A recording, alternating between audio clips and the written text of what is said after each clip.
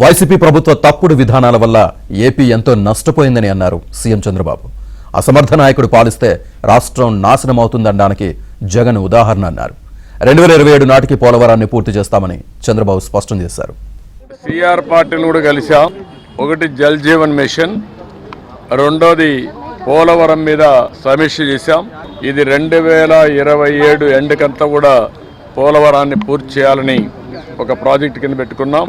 అదే మరి ఇది ఫేజ్ 1, ఫేజ్ 2 కూడా ఏ విధంగా తీసుకుపోవాలనో అప్రోప్రియట్ టైంలో దాన్ని కూడా కేంద్రం దృష్టి తీసుకొస్తాం.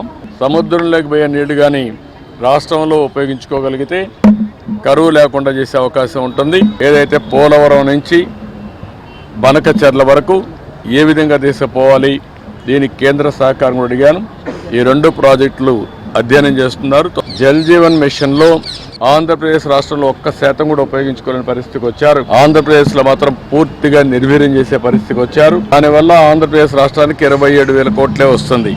ఇంకొక 54,000 కోట్లు కావాలి. అది స్కీమ్లో కూడా లేదు. ఇప్పుడు దాని మీద కూడా కేంద్రంతో సంప్రదించాల్సిన అవసరం ఉంది. ఒక ప్రభుత్వం చేసే తప్పుడు విధానాల వల్ల, సరైన సమయంలో యాక్ట్ చేయకుండా పోయేదాని వల్ల ప్రజలు ఏ విధంగా నష్టపోతారో ఇదొక ఉదాహరణ. ఆంధ్రప్రదేశ్ రాష్ట్రంలో ఏ ప్రోగ్రామ్ సరిగా జరగలేదు. సెంట్రలీ స్పాన్సర్ స్కీమ్స్ అన్నీ కూడా నిర్వీర్యం అయిపోయినాయి.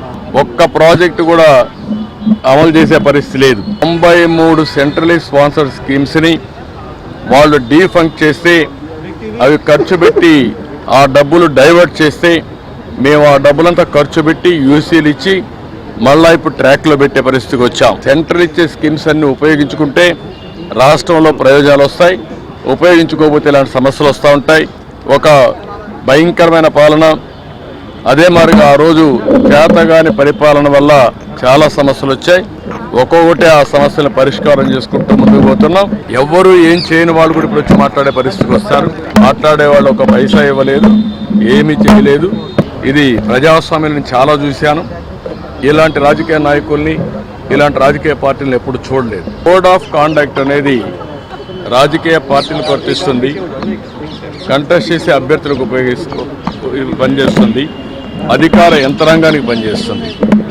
కానీ విచిత్ర వాదన, మేము మాత్రం మాకు కోడ్ ఆఫ్ కాండక్ట్ లేదు, మేము ఎక్కడికైనా పోతాం అని వైలేట్ చేసి ఎలక్షన్ కమిషన్ ఇచ్చిన తర్వాత మీరు ఎవరు పోవడానికి? ఎప్పుడు కూడా తెలుగుదేశం ప్రభుత్వం ఎక్కడ కూడా సమస్య వస్తే అక్కడ ఉంటాం, రైతులను ఆదుకుంటాం.